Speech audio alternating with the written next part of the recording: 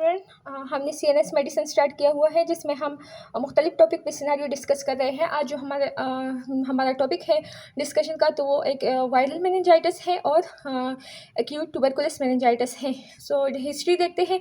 A 35-year-old gentleman present with 2-month history of generalized headache along with low grade fever and anorexia.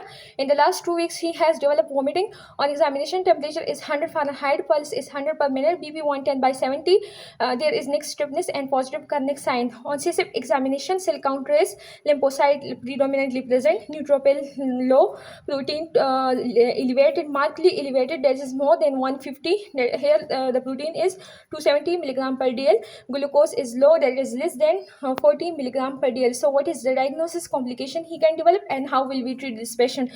अब इस patient में जो है वो जनरलाइज हेडेक और लो ग्रेड फीवर की हिस्ट्री है, लेकिन एक प्रोलॉन्ग हिस्ट्री है। 2 मंथ से एक प्रोलॉन्ग हिस्ट्री है हेडेक की, लो ग्रेड फीवर की, और उसके साथ वेट लॉस भी है। फीवर जो है वो लो ग्रेड है। अगर हाई ग्रेड होता तो फिर हमारे पास एक्यूट पाइजेनिक मेनिंजाइटिस होता, लेकिन इस केस में फीवर लो ग्रेड है। लो ग्रेड फीवर एक तो ट्यूबरकुलोसिस मेनिंजाइटिस में होता है और एक वायरल मेनिंजाइटिस में होता है, लेकिन ट्यूबरकुलोसिस मेनिंजाइटिस में एक प्रोलॉन्ग हिस्ट्री होती है जबकि वायरल मेनिंजाइटिस में एक शॉर्ट हिस्ट्री होती है।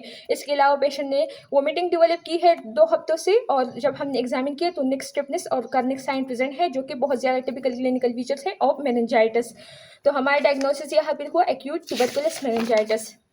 दूसरा केस सिनारियो पढ़ते हैं। 25-year-old man presented with 2-day history of low grade fever, headache and confusion, vomiting. In the last 2 days he had 2 episodes of generalized tonic-clonic seizure. On examination there is mild neck stiffness, MRI brain show bilateral temporal lobe changes. अब यहाँ पे भी low grade fever की history है और headache की history भी है, कन्फ्यूजन और वोमिटिंग की हिस्ट्री भी है, लेकिन यहाँ पे एक शॉर्ट हिस्ट्री है, 2 डेज से एक हिस्ट्री है। पेशेंट जो है वो एक शॉर्ट हिस्ट्री के साथ आया हुआ है। इसके अलावा पेशेंट ने सीजर पेशेंट को फिट्स हुए हैं, जनरलाइज टॉनिक क्लॉनिक फिट्स हुई है, तो और इसके अलावा नेक स्टिफनेस भी पॉजिटिव है, टेम्पोरल लोब को भी इन्वॉल्व किया हुआ है। तो यहाँ पे हमारा जो डायग्नोसिस बनता है वो एक्यूट वायरल इनकेफेलाइटिस है। क्योंकि यहाँ पे लो ग्रेड फीवर है, मतलब वायरल इन्फेक्शन है और फिर शॉर्ट हिस्ट्री भी है। इसके अलावा पेशेंट ने सीजर डेवलप की है, और मतलब इनकेफेलाइटिस हम तब कहते हैं जब पेरेन्काइमा इन्वॉल्व हो जाए। तो पेरेन्काइमा, ब्रेन पेरेन्काइमा इन्वॉल्व हुआ है। जो हमारे पास ब्रेन पेरेन्काइमा के इर्द गिर्द जो लेयर होती है उसको मेनिंजिस कहते हैं। जब मेनिंजियल इन्फ्लेमेशन होती है, इन्फेक्शन होती है, तो उसको मेनिंजाइटिस हम कहते हैं। लेकिन जब हमारे पास ब्रेन पेरेन्काइमा इन्वॉल्व हो जाए तो फिर हम उसको एन्केफेलाइटिस कहते हैं। तो यहाँ पे पेशेंट को क्या है, सीजर है और इसके अलावा टेम्पोरल लोब चेंजेस है, मतलब उसका जो पेरेन्काइमा है वो इन्वॉल्व हो चुका है।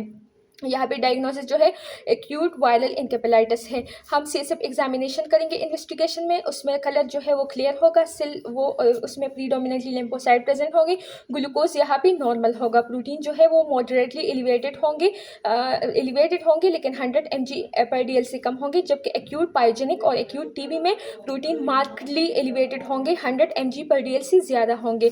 इसके अलावा हम अदर इन्वेस्टिगेशन कर सकते हैं सीएसएफ एग्जामिनेशन के अलावा। तो उसमें हम सीएसएफ PCR कर सकते हैं, जिसमें हम वायरल DNA आइडेंटिफाई करते हैं, एंटीबॉडी टाइटर कर सकते हैं और ब्रेन CT कर सकते हैं। ब्रेन CT इसलिए हम करते हैं कि अगर कोई फोकल लीजन है, जैसे कि हर्पीस सिम्प्लेक्स में फोकल नेक्रोटाइजिंग इनकेफेलाइटिस होता है, तो उसको डायग्नोस करने के लिए हम ब्रेन CT करते हैं।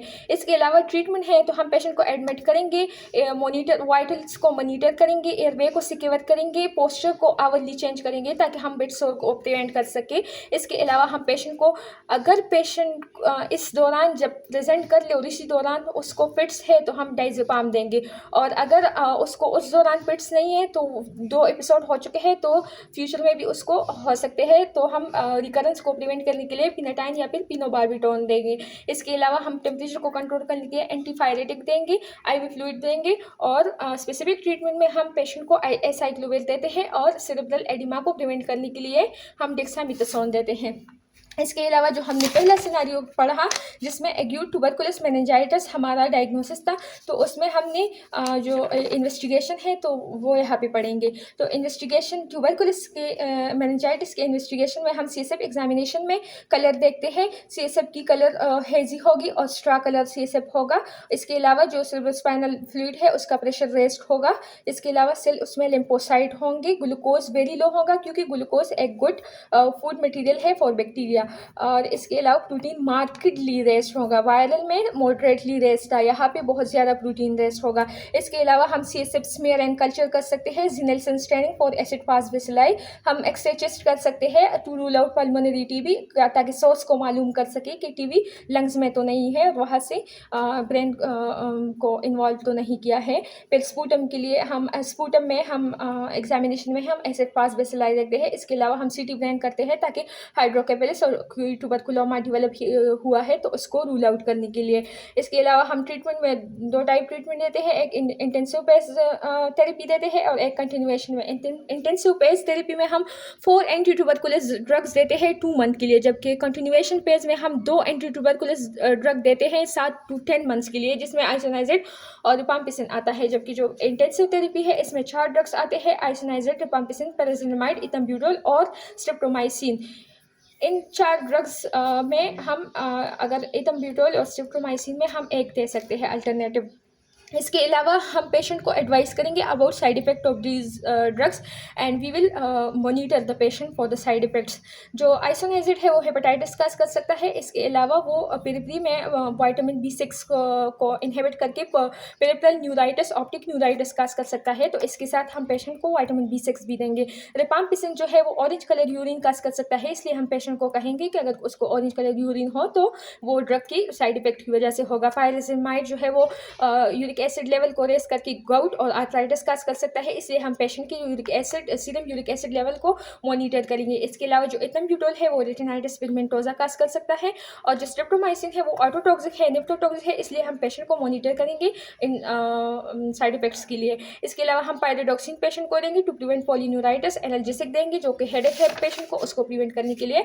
और इसके अलावा हम स्टीरॉइड देंगे ताकि मोटिलिटी को रिड्यूस कर सके और जो हमारे पास न्यूरोलॉजिकल कॉम्प्लिकेशन है उसको रिड्यूस कर सके, जिसमें डेफनेस आती है, ब्लाइंडनेस आती है, क्रेनियल नर्व पॉल्सी आती है, हाइड्रोकेफेलस आता है, तो उसकी सिक्वेली को थोड़ा सा रिड्यूस करने के लिए हम स्टीरॉइड देते हैं क्योंकि यहाँ पे इन्फ्लेमेशन को कंट्रोल करता है। इसके अलावा अगर सेरेब्रल एडिमा हो तब भी हम स्टीरॉइड देते हैं। एंटीपायरेटिक टेम्परेचर को कंट्रोल करने के लिए देते हैं। और इसके अलावा जो कॉम्प्लिकेशन है जो कि वायरल और एक्यूट ट्यूबरकुलस में दोनों में हो सकते हैं, तो उसमें क्रेनियल नर्व पॉल्सीज है जिसमें 3, 6 और 7 नर्व पॉल्सी ज़्यादा कॉमन है। इसके अलावा ऑप्टिक एट्रोपी है जो ब्लाइंडनेस काज कर सकता है, परमानेंट डेफनेस पेशेंट को हो सकती है, हाइड्रोकेफेलस हो सकती है, सीजर हो सकती है, और अगर टीबी मेनिंजाइटिस है तो फिर ट्यूबरकुलोमा होता है, जबकि वायरल मेनिंजाइटिस में ट्यूबरकुलोमा नहीं होता। Thank you so much. अगर आपको वीडियो अच्छी लगी है तो चैनल को सब्सक्राइब करें और वीडियो को शेयर करें, लाइक करें और कमेंट्स में फीडबैक ज़रूर लिख के।